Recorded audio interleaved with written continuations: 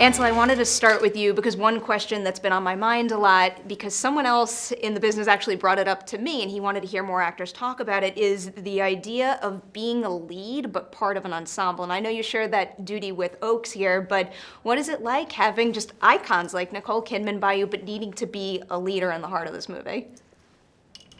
I think that films are very ensemble-y, and especially like collaborative art. I don't think I was any sort of leader. John Crowley is more like a leader, like the director. But to work alongside Nicole Kidman was maybe my favorite part of the whole thing. So it's really great that we spent a little more time together, even in this weird circumstance. But we make it not weird. Yeah, so. Doesn't feel weird. No, so far so good. I think we're only fine. 6 interviews, so we'll see. Yeah. Soon enough, about to. Can I have an iced cappuccino, please? Wait. So my next question is going to be the question that you guys are going to hear a million times over, but I kind of don't care because this is one of my favorite aspects of the book too. It's just what the Goldfinch represents. It's history. It fills a void in someone's life, and I feel like if you have that object in your life, it's so important to you. I know I have one, so what is your Goldfinch?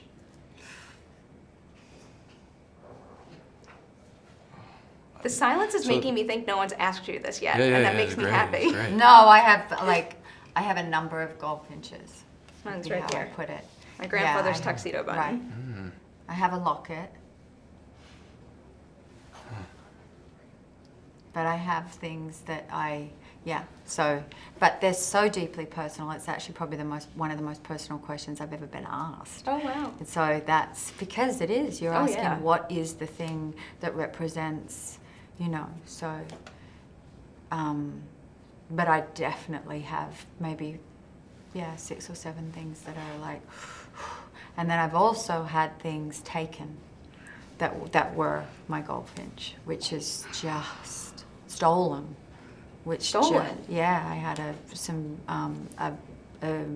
a watch that was taken that was my great-grandfather's when we were little, and it was passed on through the family, and it was my mother's, and then it was taken, and those things are like, oh, that breaks my heart. Oh, so there's a fear also in connecting to an object for me. Think about that all the time. I'm like this every single day, just in case. Anything that comes to mind?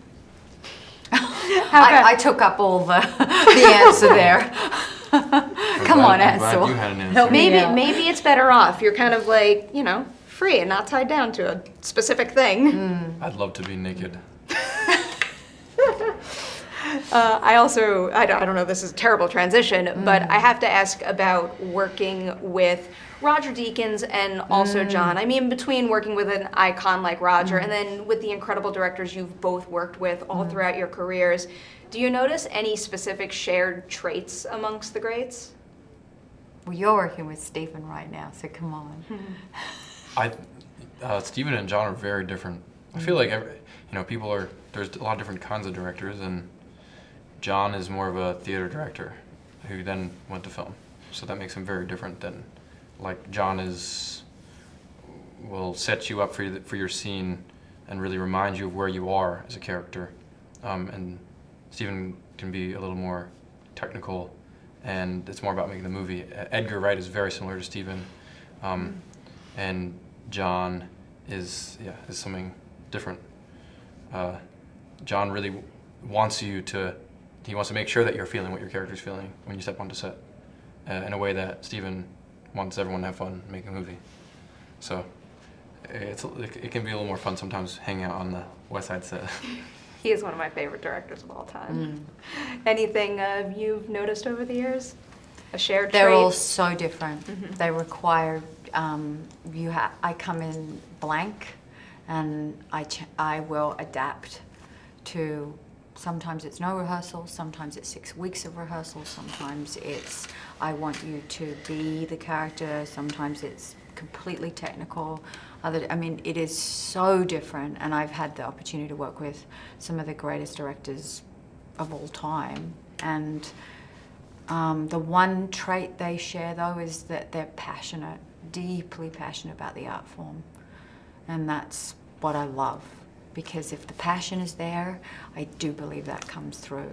And the last thing I want is someone that's complacent. I don't think there's much of a Not better with the shared great trait ones, than that. right? Yeah. Thank you guys so much for your time again.